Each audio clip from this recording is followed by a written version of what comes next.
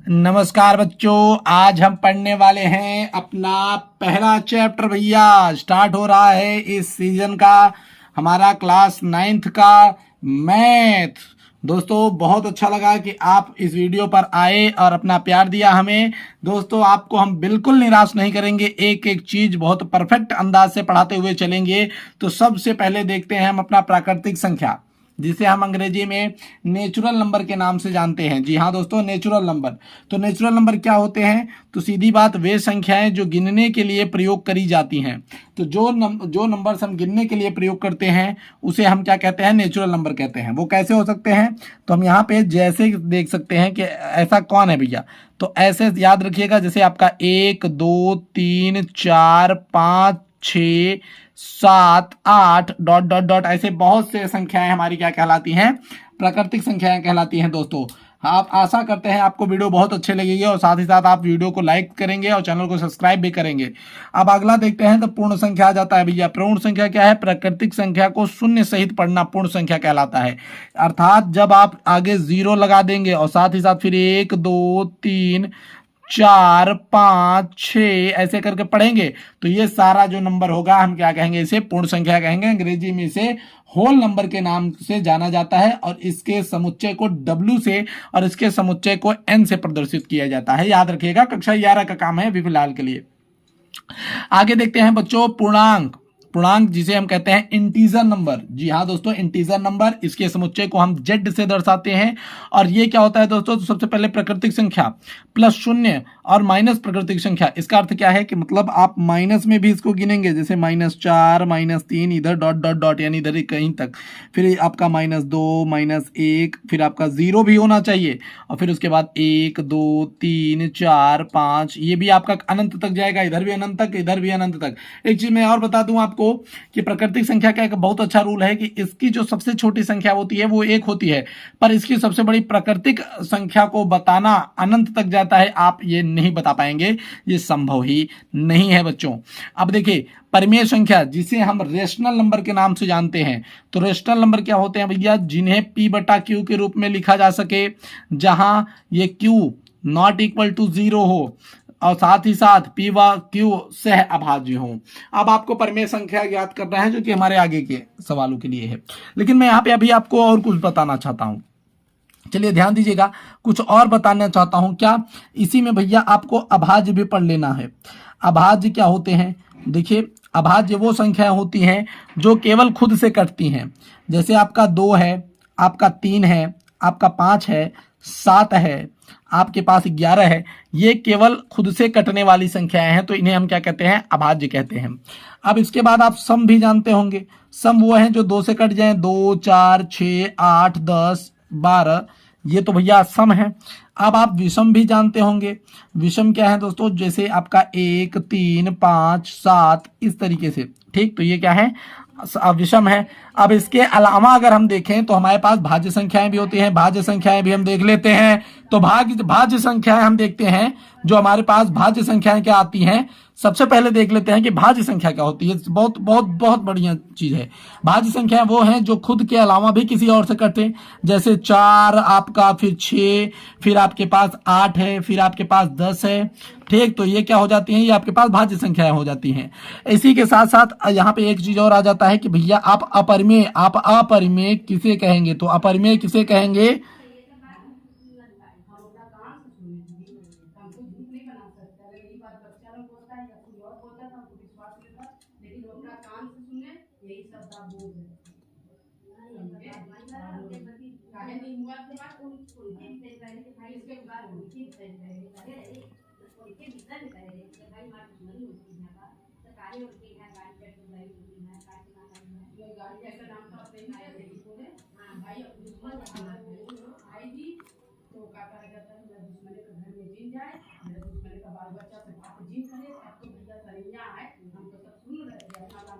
अब अपरिमेय संख्या की बात करें तो देखिए, जो परिमेय संख्या नहीं होगी, परिमेय संख्या की जो रूल फॉलो नहीं करेंगे, 3 में से एक भी, भैया सीधी सी बात, वो हमारा अपरिमेय होगा।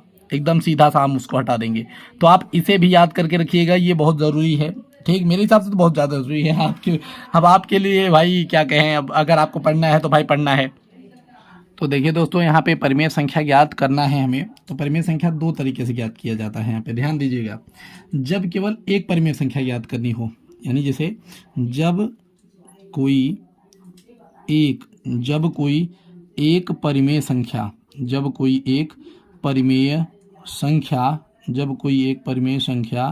ज्ञात करनी हो। देखिए कैसे इसको ज्ञात करेंगे, ध्यान दीजिएगा। जैसे हम मान लेते हैं कि हमारे पास कोई दो संख्या है, कोई भी दो संख्या है, अब वो चाहे आपका x हो चाहे आपका y हो, x और y। और यहाँ पर ध्यान दीजिएगा कि जो आपका ये x है वो आपका छोटा होना चाहिए y से। सबसे बड़ी बात तो यही है ना कि आपका x जो है y से छोटा हो। तो यहाँ पे हम इसको निकालने के लिए सीधा सा काम क्या करेंगे, हम करेंगे x प्लस वाई करके हम इसे बटा में 2 कर देंगे। इससे हमारे पास क्या आ जाएगा, इनके बीच की एकदम करेक्ट परिमेय संख्या। जैसे मान लेते हैं हमें बोल दिया, क्या बोल दिया भैया, ध्यान दीजिएगा, सीधी सी बात। हम यहाँ से कह देते हैं कि हमें 3 और 7 के बीच की परिमेय संख्या बताइए। केवल एक बोला है कि 3 और 7 के बीच की परिमेय संख्या बता देनी है। तो हमें क्या करना है भैया, सीधा 3 और 7 को जोड़कर इसे भाग कर देना है। तो ये 3 और 7 को अगर हम ऐड करेंगे तो 10 हो जाएगा, ये 2 और सीधा हमारे पास 5 आ गया। क्या दोस्तों, इसका जो 5 होगा वो हमारा बीच का परिमेय संख्या हो जाएगा। इसी तरीके से अगर हम देखें दोस्तों, तो हमारे पास अगर हमें 3 और 4 का दिखाना होगा कि 3 और 4 के बीच में क्या है, तो 3 4 करेंगे, हम भाग 2 से कर लेंगे, तो ये 7/2। तो ये जो 7/2 आ रहा है वो इसके बीच की परिमेय संख्या हो जाएगी। ठीक बच्चों, चलिए देखते हैं दूसरा किस तरीके से हम दूसरा निकाल सकते हैं। तो चलिए दोस्तों देखते हैं हम। अब देखिए ध्यान से कि जब एक से अधिक परिमेय संख्या ज्ञात करनी हो तब क्या होगा। तो ध्यान से देखिए, यदि दो संख्याएं आपको दी रही हूँ, x और y, दो संख्याएं दी हूँ जहाँ पे x जो है छोटा होगा y से, तो वहाँ पे हम एक सूत्र लगाएंगे दोस्तों। ये देखिए जो कि दिया हुआ है d = y - x n+1। आप अगर जब d निकाल लेंगे, जब आपको d निकाल लेना है, फिर आपको क्या करना है, उसी x में, ये जो x दिया रहेगा उसी x में आपको इस d को जोड़ देना है, तो आपको अगली संख्या मिल जाएगी। फिर आपको क्या करना है, फिर उसी x में एक बार आपको 2d जोड़ देना है, फिर उसी x में आपको 3d जोड़ देना है, फिर आपको उसी x में 4d जोड़ देना है। इसी तरीके से आप जोड़ते चलेंगे, यानी x में आप nd तक जितना आपको चाहिए उतना आप जोड़ेंगे तो आपको वैल्यूज़ मिलेंगी। जैसे के लिए मैं देख लेता हूँ कि जैसे आपको एक को, भाई देखिए मेन चीज़ क्या है कि क्वेश्चन, भाई बिना क्वेश्चन करे डायरेक्ट काम करना थोड़ा सा दिक्कत दे सकता है ना। देता है कि नहीं देता है, सभी को देता है, आप ही क्यों नहीं, सभी को देता है। तो सबसे बड़ी चीज़ यही है कि देखिए क्या करेंगे हम लोग। सबसे पहले देखिए हम लोग क्या करेंगे, जैसे मान लेते हैं यहाँ पे दे दिया कि भाई मान लेते हैं 2/, आपको दे दिया यहाँ पे 2/3 या मत 3/5 ले लीजिए, आपको दे रहा है 3/5 और 2/3, इस तरीके से 2/3। अब देखिए आपको इनके बीच में पूछ रहा है कि भैया हमें बताइए 4 परिमेय संख्याएं। क्या बोल दिया, 4 परिमेय संख्याएं। तो आपको पूछ लिया कि आपको 4 परिमेय संख्या बतानी है, वो भी इनके बीच में। तो देखिए इसी सूत्र का इस्तेमाल करना है हमें, ठीक, और कुछ नहीं करना है। तो ये देख लीजिए, आपका ये x ये हो जाएगा, y आपका ये हो जाएगा। तो चलिए देखिए यहाँ पे आपका y - x है, तो y - x का मतलब क्या हो जाएगा, 2/3 आपके पास ये रहा, 2/3 आपके पास ये रहा। फिर आप क्या करेंगे, यहाँ पे माइनस करेंगे, बिल्कुल करना ही पड़ेगा। फिर आपको x करना है, यानी 3/5, ठीक, आपने कर लिया। फिर आपका पूरा का बटा n+1 है, n+1 का क्या अर्थ कहेंगे आप यहाँ पे, n+ यानी जो कि संख्या आपको बोल रहा है इतने परिमेय संख्याएं आपको निकालनी है, तो 4 और +1, ठीक। उसके बाद आपको क्या करना है, 5 दूनी 10 कर लीजिए। अब यहाँ पे 10 कर लेंगे, ठीक, ये 10 हो गया, ये 3 3 9, आपका ये 9 हो गया, बटा 5 3 15, और ये बटा आपका क्या हो गया, 4 1 5। और फिर आप इसमें गुणा कर लीजिए, तो यहाँ पे क्या बचेगा, 10 में से 9 1 चला गया 1, और ये हो गया आपके पास 75। तो यानी आपके पास यहाँ पे जो वैल्यू आ चुकी है वो आई है किसकी दोस्तों, डी की। ये डी की वैल्यू है ना, ये यहाँ से, ठीक। तो यहाँ से आपके पास डी की वैल्यू आ गई 1/75। अब आपको कुछ नहीं करना है, बस ध्यान से देखते रहिएगा सवाल को। अब आपको करना क्या है, आपको x प्लस डी करेंगे तो हमें पहली जो है परिमेय संख्या पता चल जाएगी। तो x प्लस डी यानी x का वैल्यू कितना था, 3 था, हाँ कि 3/5 था, तो 3/5 था। तो 3/5 में हमें प्लस करना है क्या, 1/75, सीधी सी बात। तो देखिए अब यहाँ पे 15×5 = 75 होता, तो 15 का गुणा ऊपर, 15 का गुणा ऊपर, तो यहाँ पे कर लेंगे तो हमारे पास आ जाएगा 45 और ये बटा 75 और प्लस 1/75, जो कि अगर ऐड कर देंगे हम यहाँ पर तो हमारे पास क्या आ जाएगा दोस्तों, यहाँ पे 46/75। तो यहाँ पे हमारे पास पहला आ जाएगा 46/75। ठीक उसी तरीके से अगर x + 2d करेंगे, जब हम x + 2d करेंगे यहाँ पर तो 3/5, तो ये ऐसे ही, और फिर आपके पास 2 और फिर गुणे करेंगे 1/75 के साथ, तो फिर वही होगा यहाँ पर। फिर 15 का गुणा करना पड़ेगा, ऊपर भी 15 का गुणा करना पड़ेगा, तो 15×3 = 45, 45/75 और इधर होगा 2/75, तो यहाँ पे हो जाएगा 47/75। ठीक, और इसी तरीके से आप x + 3d निकालेंगे तो आपका आ जाएगा 48/75, और इसी तरीके से आप x + 4d निकालेंगे तो आपका हो जाएगा 49/75। ठीक दोस्तों, तो इस तरीके से हम परिमेय संख्याओं को ज्ञात कर सकते हैं एकदम आराम से। ठीक दोस्तों, आया बात समझ में? जहाँ तक मुझे लगता है आ ही गया होगा आपको। ठीक दोस्तों, चलिए चलते हैं अपने प्रश्नावली के ऊपर, देखते हैं कुछ सवालों को। चलिए दोस्तों देखते हैं हम अपना पहला क्वेश्चन, जो कि दिया हुआ है कि क्या एक शून्य एक परिमेय संख्या है तथा क्या आप इसे p/q के रूप में लिख सकते हैं, जहाँ p और q पूर्णांक है। तो यहाँ पर याद रखिएगा, आपको सीधे सीधे आपको दिखाना है भैया कि हाँ 0 परिमेय संख्या है। आप यहाँ पे लिखेंगे 0 परिमेय संख्या है।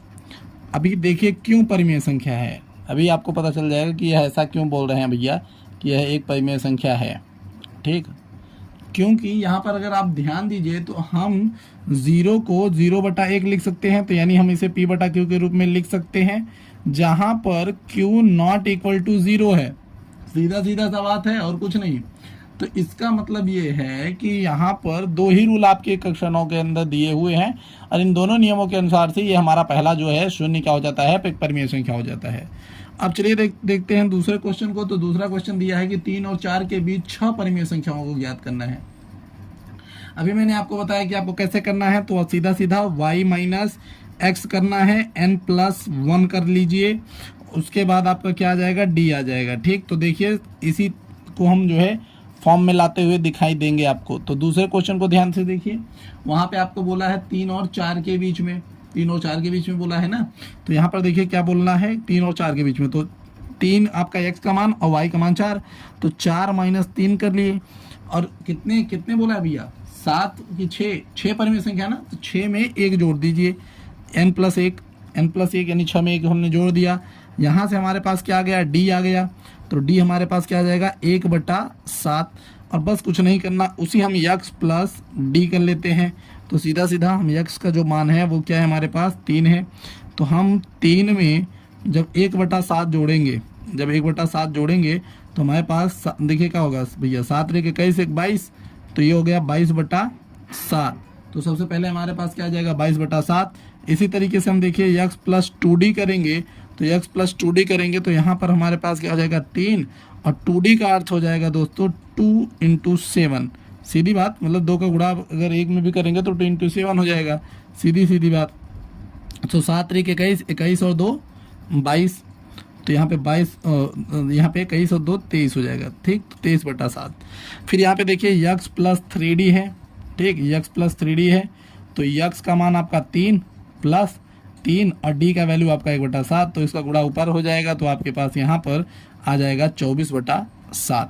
इसी तरीके से आप x + 4d निकालेंगे, जब आप x + 4d निकालेंगे तो आपके पास क्या आ जाएगा, 25/7। इसी तरीके से आप x + 5d निकालेंगे तो आपके पास क्या आ जाएगा, 26/7। इसी तरीके से आपके पास अगला जो है x + 6d भी आएगा, क्या आ जाएगा दोस्तों, 27/7, एकदम आराम से। ठीक दोस्तों, आ गया कि नहीं, बिल्कुल।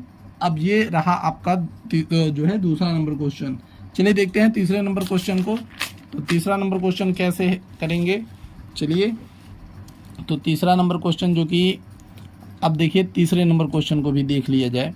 तो तीसरा नंबर क्वेश्चन अगर देखा जाए दोस्तों, तो हमारे पास 3/5 और 4/5 है। तो हमें क्या करना है, यहाँ पर 4/5 माइनस 3/5 कर लेना है। ठीक, और कितनी संख्याओं से पूछा है, तो 5 परिमेय यानी 5 में एक जोड़ लेना है। सीधी सी बात, तो 5 में एक जोड़ देंगे तो कितना हो जाएगा दोस्तों, हमारे पास 6 हो जाएगा। यही तरीके से हम चलेंगे देखिए। ठीक, तो यहाँ पर जब हम इसको करेंगे तो यहाँ पर हमारे पास 5 तो है, तो यहाँ पे 1/5 हो गया, यहाँ पे 1/5 हो गया, नीचे हमारे पास क्या हो गया 6। ठीक, और ये जब हम करेंगे यहाँ से इसको गुणा कर लेंगे तो हमारे पास 1/30 हो गया। तो यानी डी का मान हमारे पास क्या हो गया दोस्तों, 1/30। और अब इसी तरीके से हम क्या करेंगे, x प्लस डी। तो जब x प्लस डी करेंगे तो x हमारे पास कितना है, 3/5। तो यहाँ पे 3/5 प्लस 1/30 कर लेंगे। यहाँ पे हमें 6 से गुणा करना पड़ जाएगा, तो 6 तो 1 18 हो जाएगा, 18 प्लस 1 और ये हो गया आपका 30। तो यहाँ पे 19/30 होगा। तो ये हो गया आपका 19/30 पहला नंबर। ठीक, इसी तरीके से x प्लस 2d निकाल लीजिए। देखिए मैंने आपको बता दिया है, तो x प्लस 2d निकाल लीजिए। तो x प्लस 2d निकालेंगे आप तो क्या हो जाएगा, 3/5 गुणते 2 × 1 30। तो आप जब इसको सॉल्व करेंगे तो आपको हो जाएगा 20 और ये 30। ठीक, फिर आप यहाँ पे x प्लस 3d निकालेंगे। तो x प्लस 3d निकालेंगे तो आपके पास 3/5 गुणते 3 गुणते, अच्छा यहाँ पे प्लस है, यहाँ पे प्लस है, याद रखिएगा यहाँ पे प्लस है थोड़ा सा ना, तो ये प्लस आपका यहाँ पे 1 30 हो जाएगा। तो इस तरीके से आपके पास 21/30। और जब आप x प्लस 4d निकालेंगे तो आपके पास यहाँ पर क्या हो जाएगा दोस्तों, यहाँ पर हो जाएगा 22/30। ठीक, तो आपके पास 22/30। और x प्लस 5d निकालेंगे जब आप, तो आपके पास 23/30 हो जाएगा। तो 23/30 ये आपका लगभग आंसर हो जाएगा। ठीक, अब देखिए, अब ये तीसरा नंबर हो गया। अब चौथा नंबर क्वेश्चन देख लेते हैं। तो चौथे नंबर क्वेश्चन में दिया है कि आपको केवल नीचे दिए गए कथन सत्य हैं या असत्य कारण के साथ अपना उत्तर दीजिए, यही करना है। तो आपको पहला क्वेश्चन दिया है कि प्रत्येक प्राकृत संख्या एक पूर्ण संख्या होती है। तो इसका मतलब क्या है, देखिए, तो आप यहाँ पे लिखेंगे भैया ये तो सत्य है कि प्रत्येक जो प्राकृत संख्या है वो एक पूर्ण संख्या होती है ना, ये बात तो सत्य है। क्यों सत्य है, कारण भी आपको कहा है। तो आप लिखेंगे क्योंकि प्राकृतिक संख्याएं आप लिख सकते हैं, प्राकृतिक संख्याएं क्या हैं, 1 2 3 4, इसी तरीके से 1 2 3 4 डॉट डॉट डॉट करते हुए जा रही हैं, तथा पूर्ण संख्याएं जीरो सहित होती हैं, 1 2 3 4, वो भी डॉट डॉट इन्फिनिटी तक जाती हैं। ठीक, तो इस कारण से कि भैया ये जो प्राकृतिक संख्या होती हैं इसमें पाई जाती हैं, इसलिए ये सत्य है। दूसरा क्वेश्चन हम देख लेते हैं। दूसरा क्वेश्चन क्या है कि प्रत्येक पूर्णांक एक पूर्ण संख्या होती है। तो भैया ये असत्य है। ये क्या है, असत्य है। क्यों भैया असत्य है, तो देखिए प्रत्येक पूर्णांक एक पूर्ण संख्या नहीं होती, क्योंकि कारण है भैया इसमें ऋणात्मक होते हैं। क्या भैया, आपके जो पूर्णांक हैं, पूर्णांक ऋणात्मक होते हैं। कैसे होते हैं, नेगेटिव होते हैं। परंतु पूर्ण संख्या नेगेटिव नहीं होती, वो केवल 0 1 2 3 ये हमेशा प्लस में ही चलती है। तो इसलिए ये आपका कथन असत्य है। तीसरा नंबर हम देख लेते हैं। तो तीसरा नंबर है भैया कि प्रत्येक परिमेय संख्या एक पूर्ण संख्या होती है। तो पहली चीज भैया ये भी क्या है, पूर्ण संख्या नहीं है। कैसा क्यों नहीं है, देखिए ये आपका असत्य में आ जाता है। कैसे असत्य में आ जाता है, देखिए जैसे मान लीजिए कि आपका 1/3 ले लेते हैं, अगर हम 6/7 ले लें, तो ये सब क्या है, ये सब भी तो भैया एक तरीके से क्या है भैया, परिमेय संख्या है, परंतु ये पूर्ण संख्या में नहीं आते हैं। ठीक, ये बात याद रखिएगा। तो इस तरीके से ये असत्य हो जाएगा। ठीक दोस्तों, तो प्रश्नावली 1.1 तथा इसका पाठ परिचय यहाँ पर खत्म होता है। प्रश्नावली 1.2 और 1.3 1.4 देखने के लिए आगे हमारे प्लेलिस्ट को देखते रहिए। ठीक दोस्तों, हम मिलेंगे आपसे नेक्स्ट वीडियो में। धन्यवाद।